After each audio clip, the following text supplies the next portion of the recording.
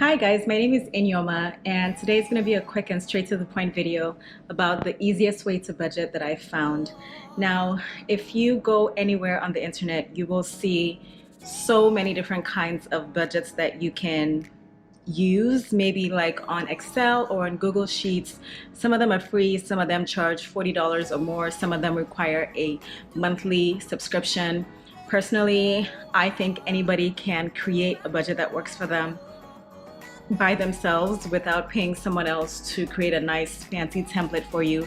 Not that I have anything against those templates, I just simply think that you know yourself better than anyone, and you know what you're going to stick with, and you know that whether or not a more complicated software type of budget versus a very simple budget will work for you.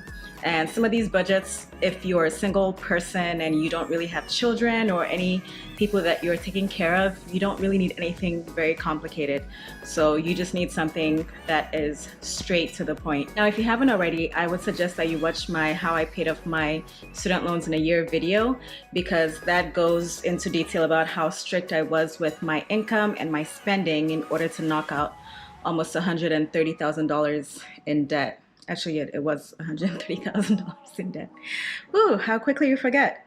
Okay, for my budget, I use Google Sheets. Now, a long time ago, I made a detailed list of exactly all the things I spend money on, from food to Netflix to Amazon Prime to, all the little things that I subscribe to. For example, if I have a Patreon, all those things, I have them written down somewhere. I know which credit card they come out of, and if there's any that come out of my bank accounts, I know those ones too. However, the simplest way that I follow right now, since everything is already memorized in my head, is I say I am spending, for example, $250 on this credit card a month, $250 here, $50 here, $100 here, period.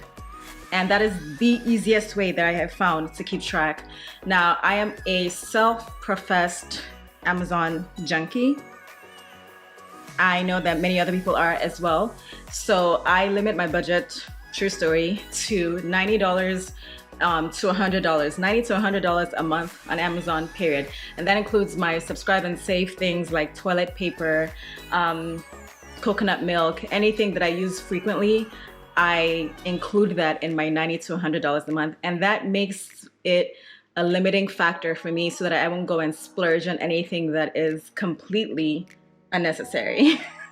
Something that you just want and have absolutely no intention of using consistently. So that's included in my budget. And the reason why I don't list, okay, today you're gonna buy this from Amazon, you're gonna buy this from Amazon. I just say this month, and from all the months henceforth, you are spending $90 to $100 on Amazon, period. And that has really helped me curtail my spending and keep track of it. And then for my other credit cards, I also list exactly how much I'm spending.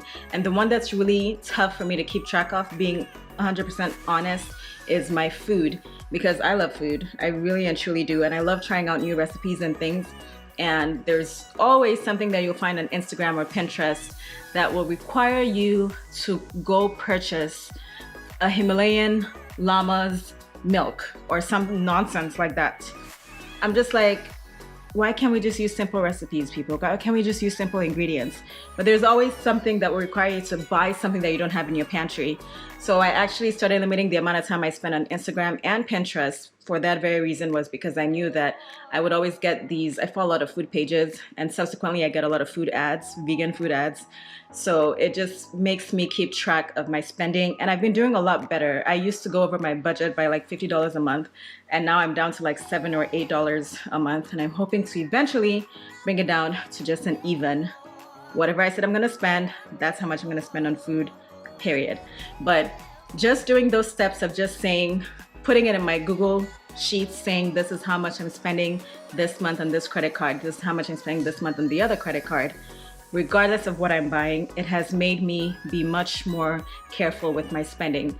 So as you can see, this is the Google Sheets, this is what it looks like. All you do is list credit card number 1. If you only have one credit card, that's it for you, girl, that's it. Or if you have more than one like I do, and you separate your spending among them, then you list them credit card number 1, 2, and 3, use whatever nicknames you want to use on them, and then put in the first column amount that you're going to spend, amount that you're allowed to spend, and then the second column how much you have left to spend, basically. So I name mine like this is the amount that I'm allowed to spend in column 1, and then in column 2 this is the leeway. This is how much you have left to spend for the rest of the month. And I'm the kind of person that likes to check my bank statements and my credit card balances almost every day, just to make sure that there are no erroneous spending reports on them. So I just make sure that I check and I update the sheet as often as I need to. And I promise you guys, so far it has helped me keep track of my spending a lot better. And I think that it'll work for most people.